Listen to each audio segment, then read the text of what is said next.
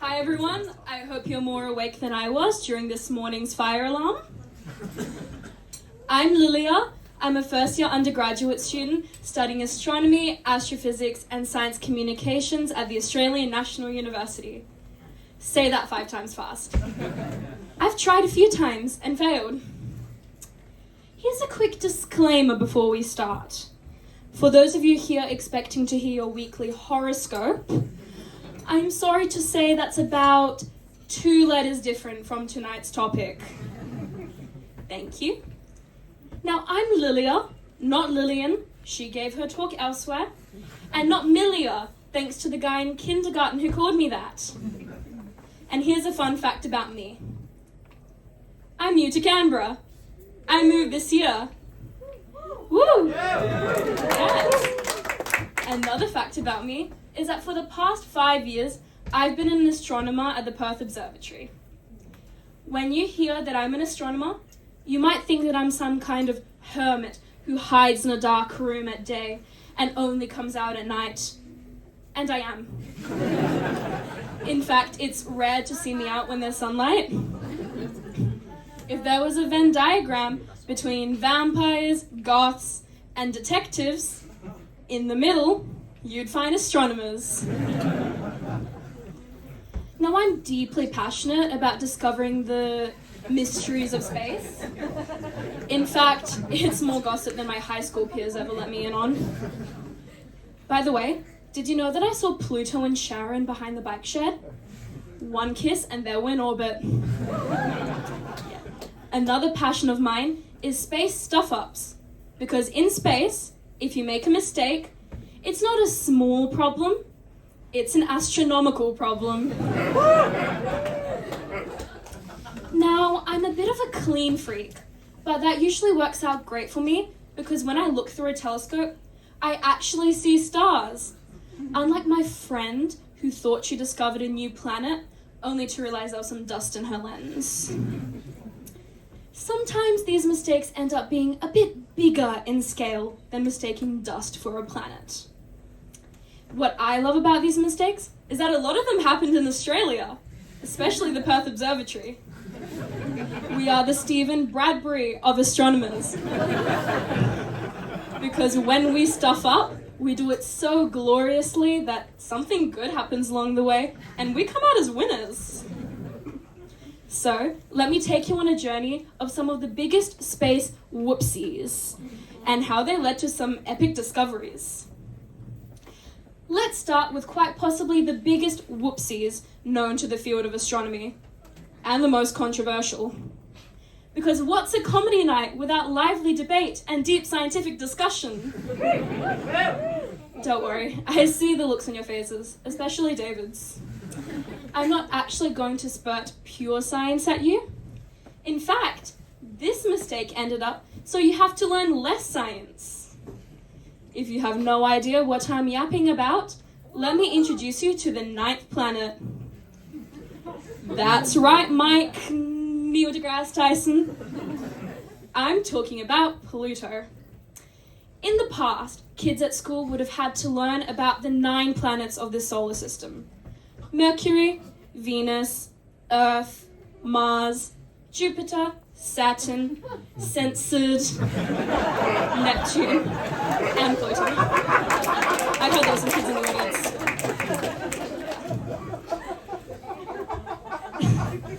The International Astronomical Union decided after a lot of discussion that having Pluto as a planet meant way too much paperwork for them to handle. Not only is it tiny, about the same size as its biggest moon, Charon, but it also has an insanely weird orbit. Think about the various straight lines you've seen ANU students make when they leave Mooseheads or 122 on a Thursday night. Yeah. However, some people actually refuse to believe that Pluto was demoted. Sorry, Neil. Great job on your evil face. What they don't realize, however, is the real reason why Pluto was demoted. You see, there are about 200 other dwarf planets the same size as Pluto. Why is this significant? Well, imagine it's your first day of kindergarten. Your task, to memorize the planets. What would you rather? 8 or 208? Alright, enough with the world-renowned crap. Everyone knows that the most interesting discoveries are the Australian ones. Because Australia doesn't exist and we're all just paid actors, it's always incredibly exciting when we make internationally celebrated discoveries. A non-existent country contributing to science is almost as impossible as AI winning the Nobel Prize. Oh, wait. Anyways, when most people imagine the life of an astrophysicist, they imagine slaving away behind a computer by day and dancing under the stars at night. In reality, there's a lot of fidget toys, hissing at the sun, and getting the exact opposite results than what was expected.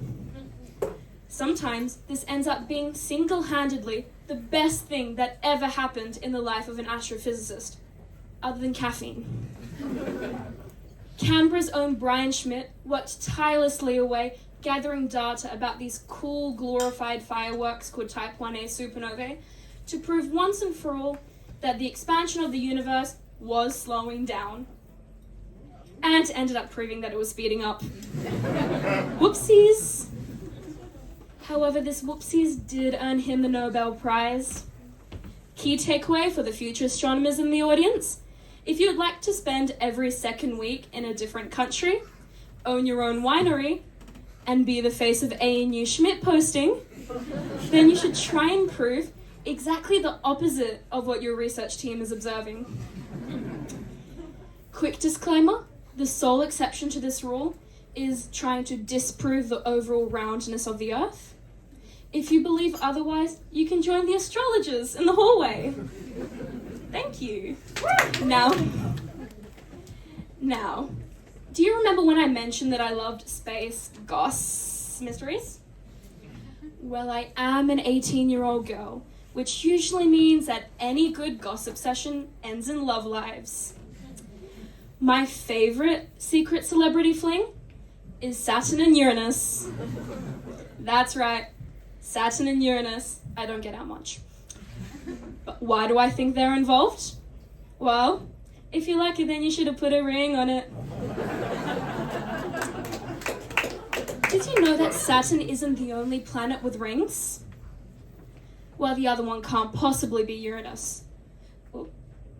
Well, look at that very recent Lego Uranus from a beloved science institution.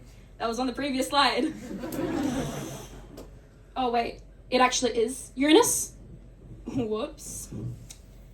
But what's even less known is the reason how the rings around Uranus were discovered. Picture this. It's a beautiful day at the Perth Observatory, and you've been picturing this for a while now. You're relaxing amongst the millions of kangaroos, about 10 of which have mutilated my good friend Joe's various cars over the years. Suddenly, NASA literally comes flying above your head with an observatory plane.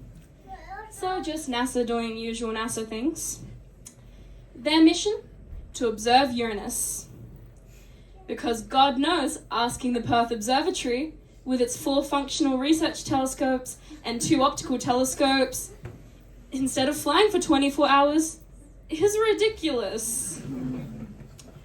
However, our astronomers also had their sights set on this cold and gassy planet. And needless to say, they were insanely confused about these irritating dips of light that happen over Uranus. They weren't lining up with the moons. Obviously, they'd made some kind of major error, completely screwed up their data, and would have to wait for possibly decades for another prime observation opportunity like the one they had. Luckily, the exact opposite turned out to be true. This grand accident turned out to be none other than rings. So it turns out that's another thing that WA is good for, other than having obnoxiously short COVID lockdowns and then complaining about it. We make accidental discoveries. Did you know that Uranus is called George? Before security throws me out, let me tell you why. When William Herschel first discovered the planet, King George, quite the womanizer, wanted it to be named after himself so that he could forever be associated with people's asses. In my last few days of school, all my teachers and executives told me they thought I would achieve great heights. I'm sure they weren't expecting me to stand in front of a crowd of about 80 people talking about King George's ass. Some might say that's the opposite of heights. In fact, it's quite low. So, what did we learn from my long 10-minute waffle here? I hope it showed you that not all whoopsies are useless. Some help kids learn less. Woo! Others show you that things are actually expanding, even though you think they're shrinking. So some of you still have some hope. Others show you that random observations might get you a ring.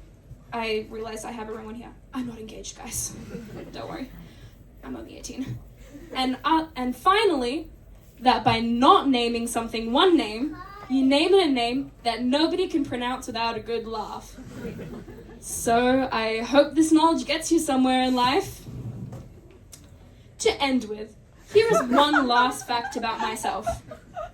I am hopelessly blind without my glasses.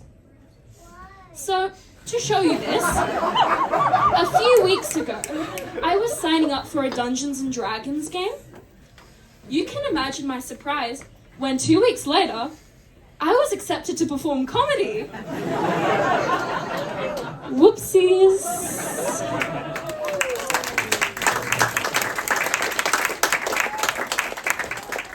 Okay, you know when I said I won't be giving you your horoscopes? I lied.